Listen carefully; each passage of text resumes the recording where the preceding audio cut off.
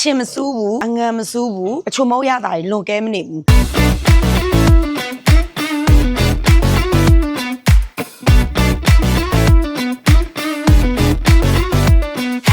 အားလုံးပဲမင်္ဂလာပါရှင်ကျမအမေကျော်ပြီးတော့ကြွေးတော့လွယ်တဲ့လောက်ရက်လေးလှုပ်လိုက်ပါအောင်မယ်စားတာပါမင်းချင်းဆိုလဲဒါစားတော့ကုန်ထုံးနေတဲ့လူတယောက်ပေါ့နော်ဒီညဘက်တွေဆိုအားပြီးဆိုရင်ကိုကသူများကိုဒုက္ခပေးခဲ့တဲ့ဗျာကိုတိုင်းလည်းဒုက္ခပြန်ရောက်တယ်ဘာလဲဆိုတော့ကို blog တွေရိုက်တဲ့ခါကျရင်ကို blog တွေကြည့်ပြီးတော့ညဘက်မှာ new feed မှာတက်လာတဲ့ခါကျရင်သူများတွေကပိုက်စားကြတယ်ကိုလည်းအဲ့လိုပဲ new feed ပို့တဲ့ခါကျရင်သူများတွေ blog ရိုက်တာတွေကျွန်မ vibe ပြန်စားသလိုဒီတလောပေါ့နော်မတင်အမြဲတမ်းအတွေ့နေတဲ့နာမည်လေးကချစ်စရာလေးနဲ့ပတ်သက်ကုန် product လေးပေါ့နော်အဲ့ဒါလေးကိုတွေ့ထားရှိရပါလဲဆိုတော့ဒီကိုင်းလာတဲ့အမေကြီးဆိုရယ်စားတောက်ကုန်လုပ်ငန်းစားတောက်ကုန် product တွေကိုပေါ့နော်ပြီးတော့ကိုတိုင်းလည်းစားတောက်ကုန်ကိုထုတ်လုပ်နေတာဖြစ်တဲ့အတွက်ကိုစားတောက်ကုန်ကြီးပဲကောင်းတယ်ဆိုပြီးတော့မှုန်းတတ်တဲ့အချိန်မှာတော့ဒီတော့မပါဘူး။ဘာကြောင့်ဆိုတော့စားတောက်ချစ်တဲ့လူဖြစ်တဲ့အတွက်စားကောင်းတောက်ကောင်းလေးတွေဆိုရင်ဒါမျှဝေပေးရတဲ့အချိန်ရှိတယ်။ဒီဗီဒီယိုကလုံးဝကို100%တော့မဟုတ်1000%အဲ့နဲ့ဒါကျမကတော့အိုက်စားပြီးသွားပြီ။အိုက်စားပြီးလို့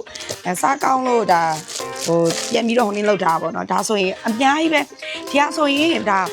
မင်းတို့ငယ်တော့ဆိုရင်မင်းတို့ကြောင်းတက်လေကြောင်းတက်တဲ့ခါကျမင်းတို့အဖွာချမောင်းနေကိုအဲ့လိုနေဟိုအလုပ်တော်နဲ့များပါနော်ကြောင်းတက်တော့ရေခဲတိတာမရှိဘူးအဆောင်မနေရဖြစ်တဲ့အတွက်ဒီချမောင်းကြော်ကိုကြောင်းဆိုပြီးတော့အဖွာလုတ်ပေးထားတဲ့ပုံစံမျိုးလေးတိုင်းကိုတွေ့ရတော့စိတ်ဝင်စားလို့ဆိုပြီးဝယ်ကြည့်တာစားကြည့်တဲ့အချိန်မှာလည်းတကယ်ကိုအဖွာတော်ကျွေးတဲ့တိုင်းစိတ်မြင့်ချင်းကြော်ကျမစိတ်မွားပဲထင်နေတာစိတ်မြင့်ချင်းကြော်ကို900 gram ဘူးလို့ကျမလိုမျိုးအဲ့လိုထိုင်နဲ့ထိုင်စားမဲ့လူတွေရှိလားမသိဘူးအဲ့ဒါတော့စိတ်ရှည်လိမ့်ရှည်နဲ့ဒါစိတ်သားကိုပြုတ်ပြီးတော့မှအမြင်လေးတွေမြင်ပြီးတော့မှတေချာစီနဲ့ကြော်လာတာသူ့ဟာလေးကလေစားရတာလေးကလေဟိုကလေမင်းတို့စားလေးခွေလေဟိုဝိုင်းအရသာမဟုတ်ဘူးနော်သူ့ရဲ့အထီးတွေကစားလေးခွေကြော်စားရတယ်ရန်ကောင်အဲ့ရလာရှယ်ပဲမင်းစားလို့အားမရှိမတို့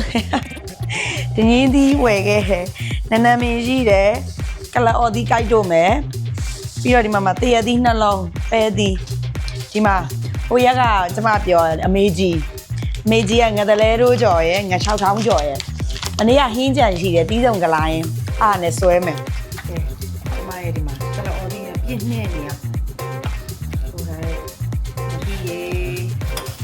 ပြီးတော့ကိုတိုင်းလော်ပြီးတော့ချောင်းထားတယ်ဟောဒီကမြို့ဒီမောက်နေမယ်ဆွဲတော့မယ်ငါ6ရဲ့တီးစုံရင်းရဲ့ချက်တာအဲ့ဒါကျွန်မနေတော့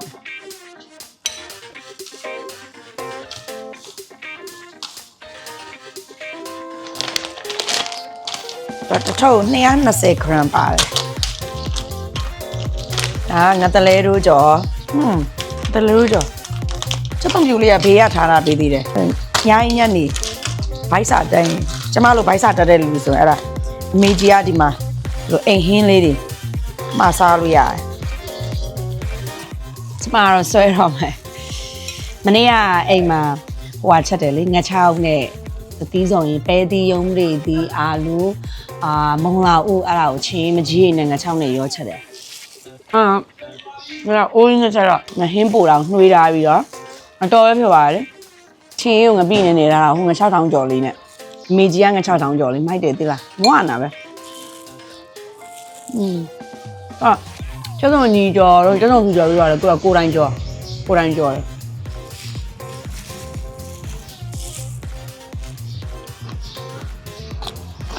ကြက်သီးတွေချင်းကစိုင်းသီးလေးပေါ်နေဟဲ့အမငါးကြော်လေးနေရှယ်ပဲနော်အဲ့မှာလေဟင်းရည်အများကြီးရှိတယ်အဲ့ဒါတော့ဝယ်စားအောင်မှထပ်ပြီးတော့မစိုးစီလဲတန်အိမ်မှာရှိတဲ့အသီးရွက်တွေနဲ့တို့စားရတာပါမိုက်တာမှန်အဲ့မှန်ပြောရင်အဲ့စားတော့ကောင်းလေအဲ့ review ပေးလေးမရှိဘူးဒါထုတ်ပိုးမှုစနစ်ကလေးတွေရောတို့သွားနေတဲ့ system လေးတွေရောကြော်လော်တာလေးတွေကတန်းပြန့်နေအဲဆိုတော့အရသာဘလို့ရှိတယ်စိတ်ဝင်စားလို့မှားလိုက်တာကွာမှန်လိုက်မယ်ကိုတိုင်းနဲ့စားတော့ကောင်လုပ်နေတာဖြစ်တဲ့အတွက်ဒါဘယ်ကိုနဲ့လုပ်ငန်းတူတွေဆိုရင်လေးလာရတာမျိုးရှိရလေနော်ကိုတိုင်းနဲ့ food blogger စားတော့ကိုခုံမင်းနဲ့ချစ်မြတ်နိုးတယ်လေးလာတာကြိုက်တယ်လို့ဆိုတော့အဲ့ဒါမှားလိုက်တာမစိုးပြောအဲ့ကြောင့်မတင် blog လေးရိုက်လိုက်တာ